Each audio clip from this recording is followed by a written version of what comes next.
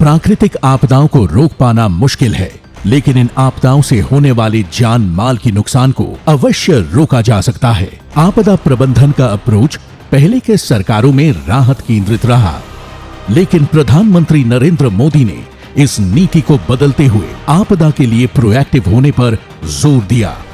ये सही है कि हम आपदा को रोक नहीं सकते, लेकिन हम उस आपदा से नुकसान कम से कम हो, इसके लिए व्यवस्था तो जरूर बना सकते हैं। इस नीति को आगे बढ़ाते हुए मोदी सरकार द्वारा आपदा से देश में होने वाले जन हानि को शून्य करने यानी मिशन जीरो कैजुअल्टी का लक्ष्य रखा है।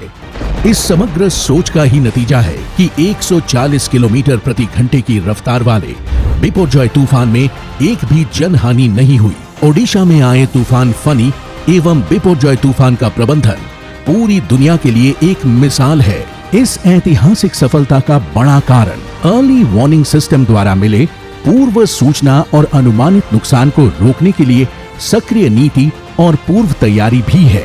मित्रों, 140 किलोमीटर पर आवर की स्पीड के साथ साइक्लोन जब लैंड करता है और उसके तीसरे दिन शाम को इसका रिव्यू करते हैं, तब मालूम पड़ता है कि एक भी व्यक्ति की जान इस साइक्लोन में नहीं गई है।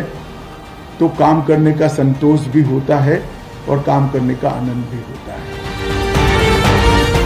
बिपरजॉय तूफान की जानकारी मिलने के साथ ही प्रधानमंत्री नरेंद्र मोदी ने केंद्र और राज्य सरकार की सभी संबंधित एजेंसियों के साथ मीटिंग कर राहत और बचाव की रूपरेखा तैयार की। प्रधानमंत्री नरेंद्र मोदी के मार्गदर्शन में कई स्तर पर बैठकें हुई और सभी एजेंसियों के बीच सूचनाओं के आदान प्रदान के साथ बिपरजॉय से निपटने के लिए कई फैसले लिए गए। रीजनल रिस्पांस सेंटर नीति के तहत एनडीआरएफ की 19, एसडीआरएफ की 13 और 2 रिजर्व बटालियन की तुरंत तैनाती की गई। विनाशकारी बिपरजॉय से बचाव के लिए लगभग 1 लाख से अधिक लोगों को सुरक्षित स्थानों पर पहुंचाया गया। साथ ही लगभग इतने ही मछुआरों को तट पर लाकर उनकी जान बचाई गई। इतना ही नहीं, इस आपदा के दौरान 707 गर्भवती महिलाओं को अस्पताल में सफल प्रसव का प्रबंधन अपने आप में एक बड़ी सफलता है।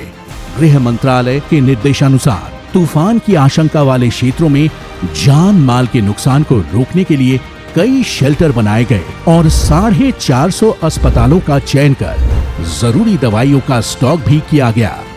इसके साथ ही 73,000 मवेशियों को भी सुरक्षित स्थानों पर पहुंचाया गया। 3,27,000 से अधिक वृक्षों की छटाई एवं 4,300 से अधिक होर्डिंग्स को हटाने के साथ ही लगभग 21,000 से अधिक नौकाओं, 54 जहाज और 27 बड़े जहाजों को समुद्र से निकाला गया।